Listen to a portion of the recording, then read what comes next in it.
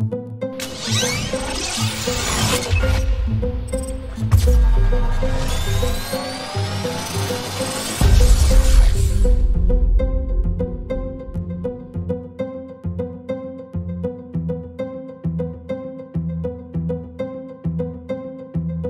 in the description, subscribe to the New Testament Review Podcast with Ian Mills and Laura Robinson. Ian Mills, New Testament Podcast Review. New Testament Review Podcast. Thank you for correcting me. I was hoping we would do that. So you have, along with many other experts in the field, have an opinion, and I think a good opinion, that the greatest scholar within the last century, at least, is E.P. Sanders. Would you please care to elaborate? Yeah, I think E.P. Sanders is probably the most important scholarly figure for the development of New Testament studies of the last 100 years. And this is true whether you study Paul, whether you work on the Gospels, whether you study historical Jesus, or study ancient Judaism. It's not that other people haven't made hugely important contributions. I'm not talking about his personal character or anything like that.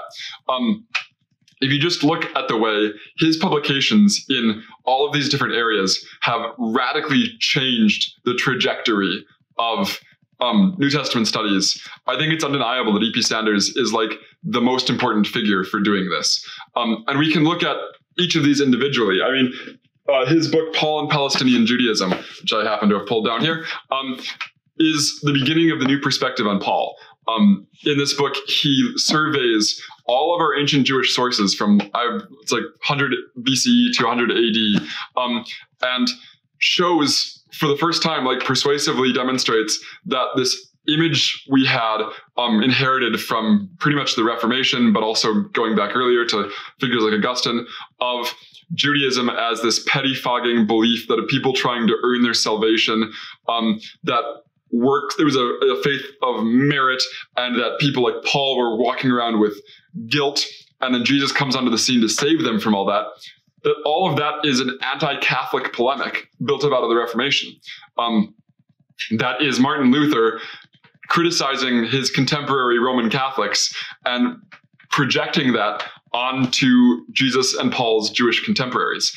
And if you go back and look and read these texts, if you read the Dead Sea Scrolls, if you read the Aramaic Targums, if you read the intertestamental Jewish literature, the literature from the Hellenistic period, you find that portrayal of Judaism just doesn't exist. Judaism was a faith of grace. They believed that God, out of his grace, chose to give them the covenant. And the covenant had built into it. It wasn't that they were walking around with guilt, unable to get themselves fixed. God had given them a covenant that had forgiveness built into it. It had a way to get yourself right. And that when whatever Jesus came along and did, whatever Paul believed was true about Jesus, it wasn't that he was coming into Judaism and fixing it. He wasn't coming along, and there was this problem that they had developed this guilt, that they didn't have a way to keep the law, that they viewed the law as some sort of oppressive thing which they had to struggle to maintain. None of that accurately represents anything we find in Jewish sources. And then figures later like Christopher Stendhal, Christopher Stendhal writes before Sanders, but figures like Christopher Stendhal also noticed that's not what Paul says about Judaism himself. That's not what Paul says about himself. When he talks in Philippians about his past, when he talks about Galatians, he says, I was righteous before the law. I had everything going on great. I had it made in the shade. And then I discovered Jesus, and I realized all of that was for naught. So E.P. Sanders transformed how we think and talk about Paul.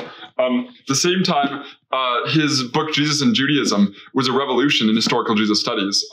It made mainstream the view of Jesus as an apocalyptic prophet that Albert Schweitzer had advocated.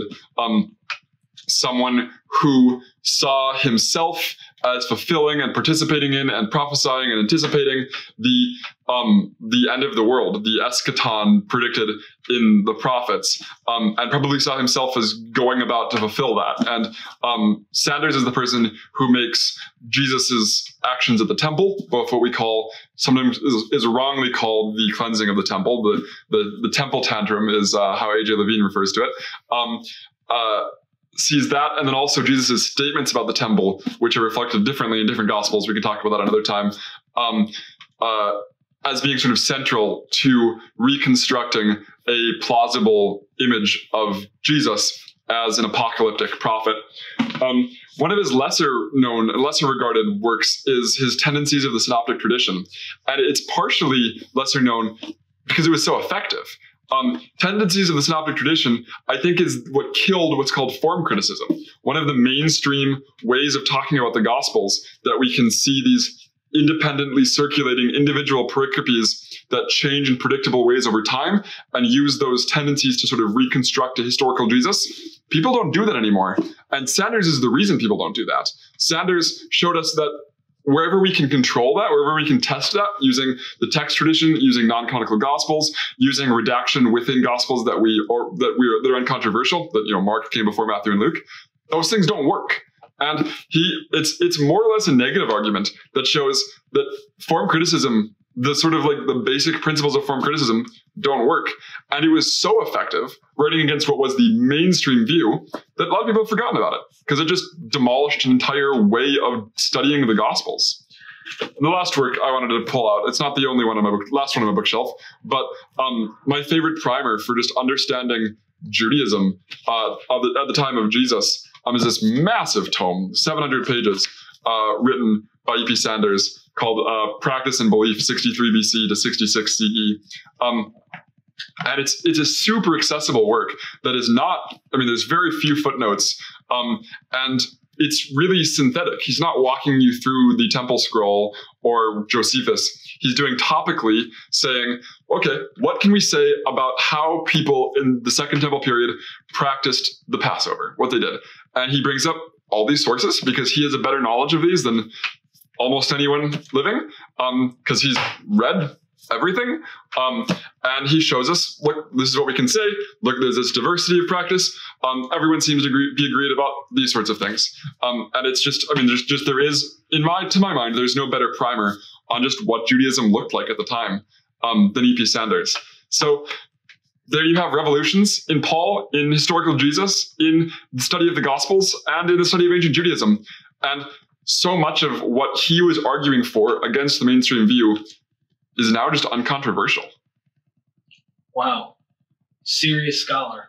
And he has many other works that you have been influenced by and learned from. Yeah, he's got obviously lots of published articles.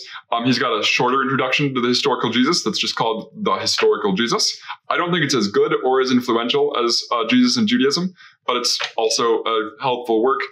He distills in the historical Jesus, he says there are basically 10 propositions we can say about Jesus.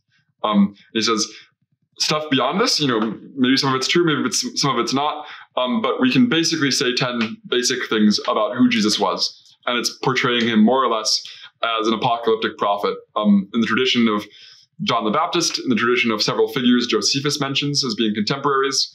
And that's super helpful. He's also done work on Jewish and Christian self-identity, and a variety of other miscellaneous publications, of course.